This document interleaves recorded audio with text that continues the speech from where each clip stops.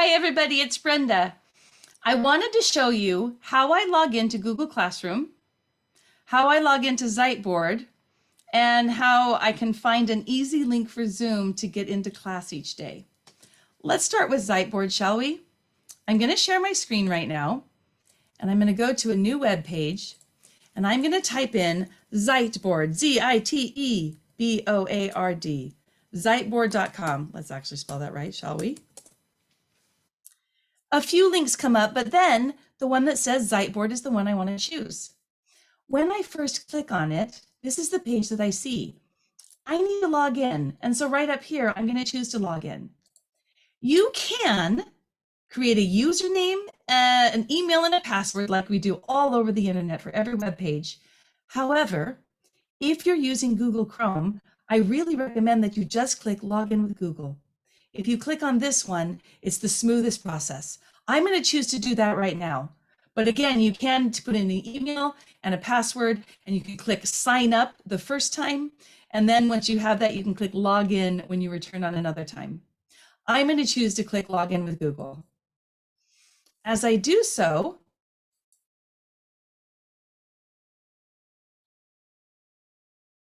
Ziteboard pops up. And Ziteboard can be the funnest place.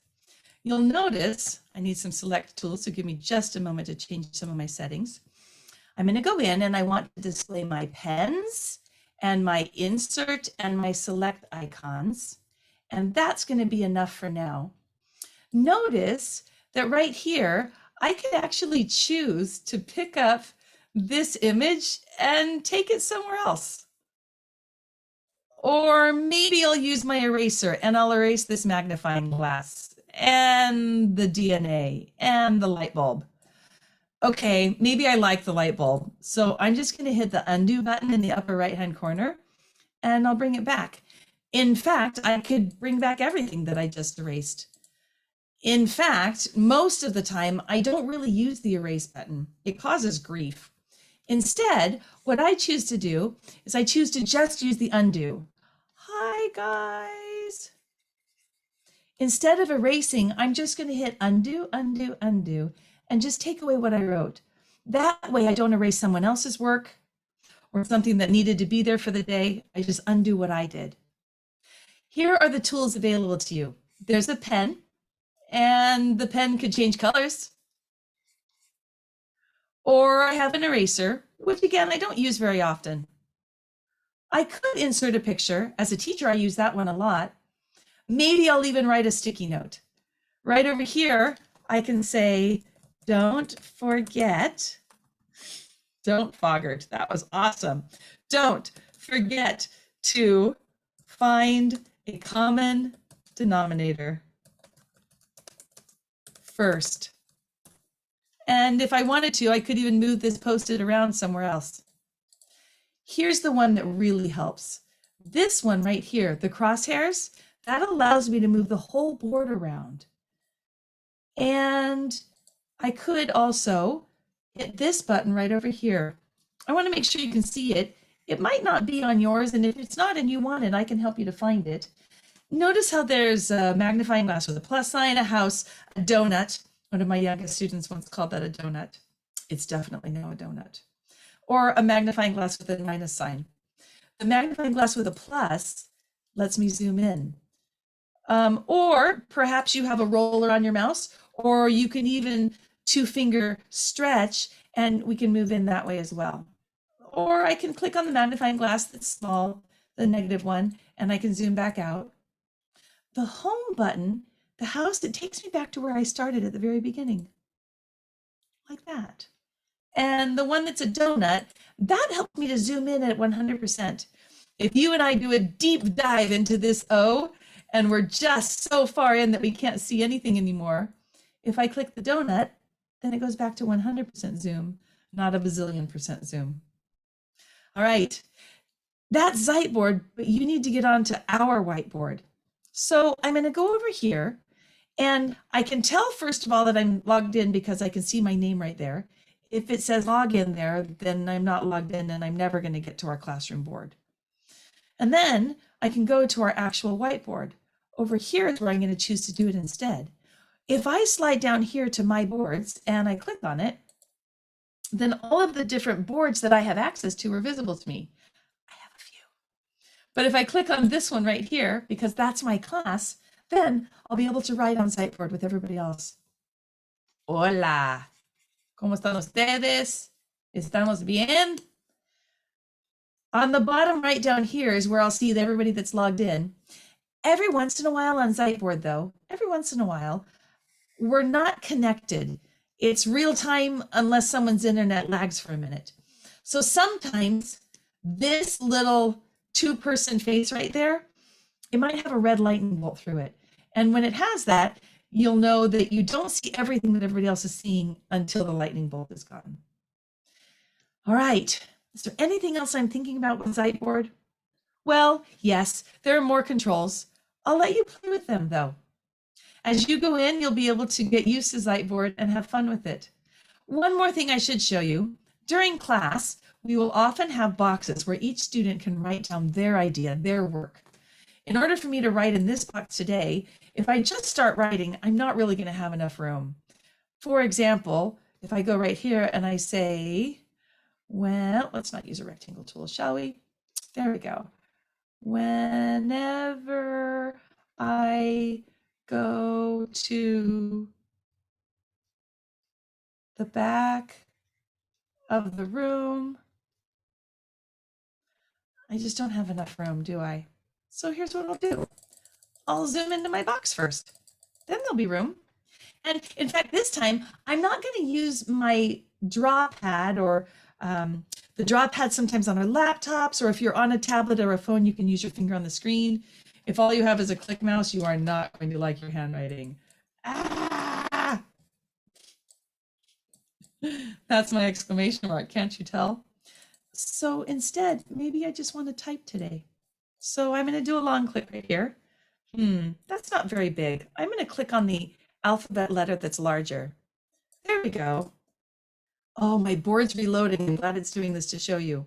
For just a moment, Siteboard is reloading and taking me back to the moment that I was at. And so I just had to wait a minute for it to do that. And now I'm back. It kind of gave me an instant replay.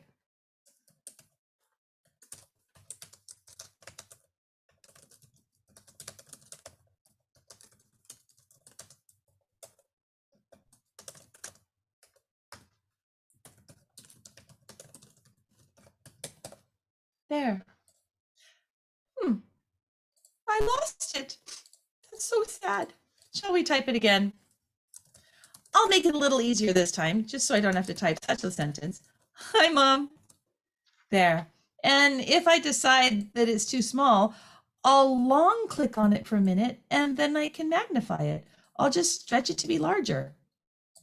The way that I was able to start typing in the first place is with a long click as well.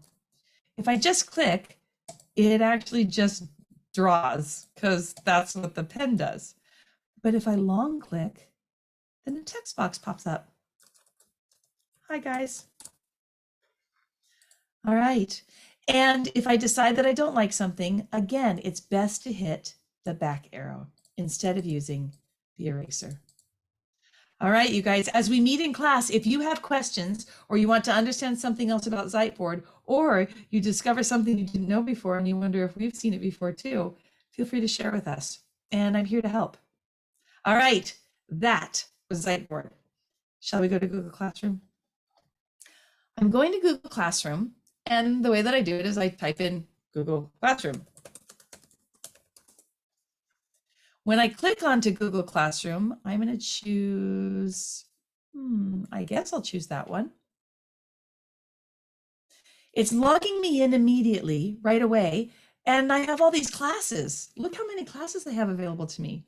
You will have one or two, not, 97 classes sitting here.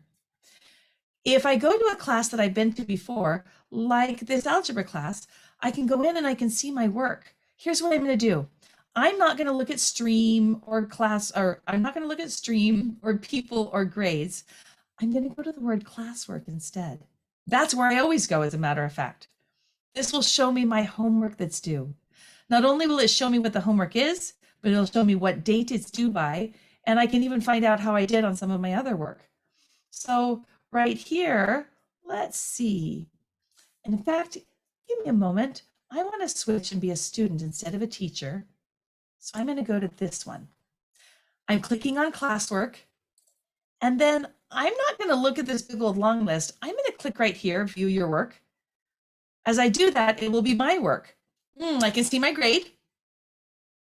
It's up in the upper right-hand corner. I can tell I have some missing work. Maybe I want to double check to make sure it's only those, and I'll click down here on the word missing. Oh yeah, I really do have 2 missing assignments. Well, I guess we'll have to open those in a minute. But maybe I wonder instead what my grades are with the work that was returned. Not too bad. I'll take those grades. It looks like for this one, I forgot to turn it in and I got a 0. Bummer. Here's the thing though. I'm going to stop share for just a moment. As your teacher, there's never going to be something that's missing work. You can always make up work, but it'll be late. Here's what happens. Your first 3 assignments that are late, I'll still give you full credit, 100% if you earned it.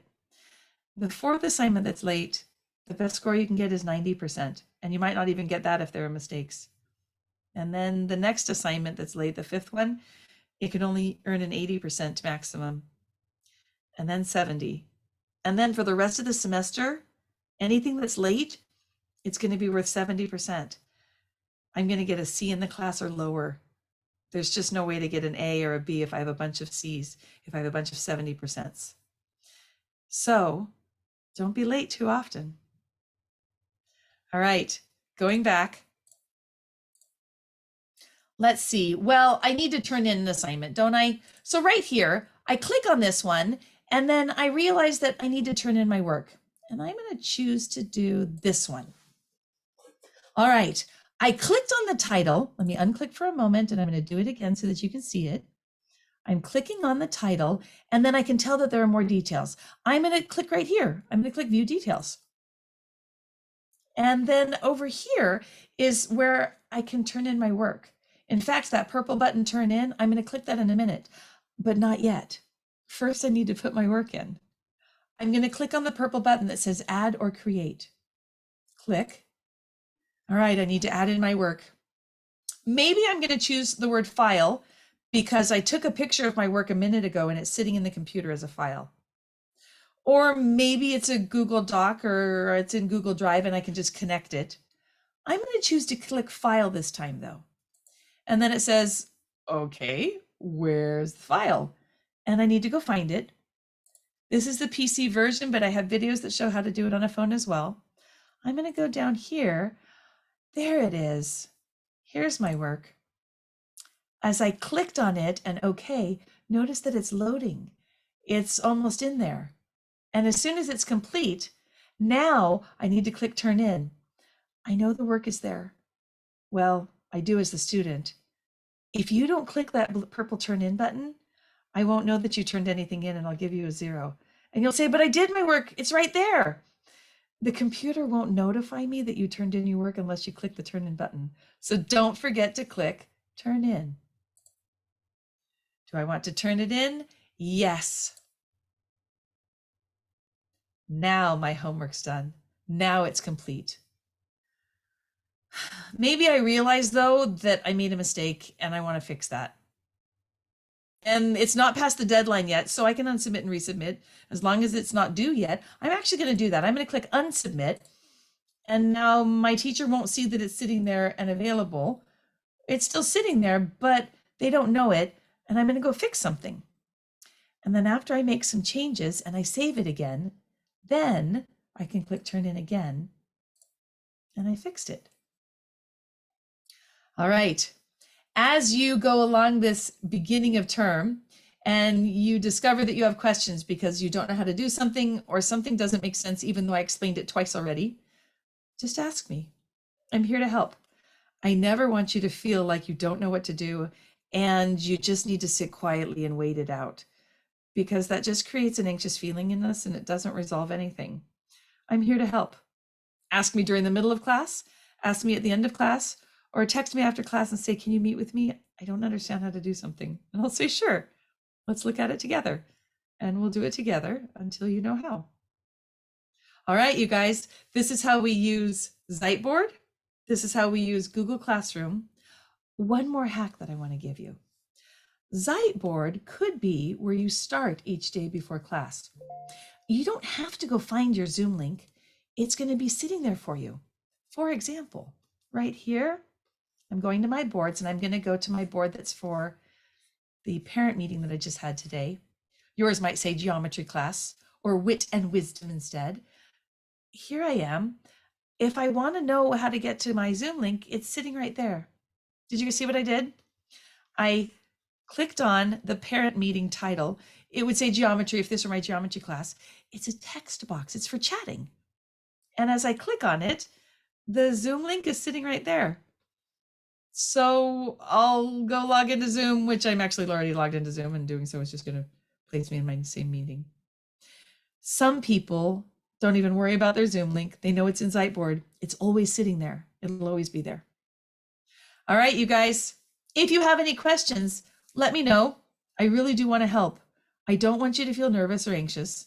I want you to feel confident and capable. And I'm happy to help as long as it's needed to make sure that you feel that way. I'll see you guys soon.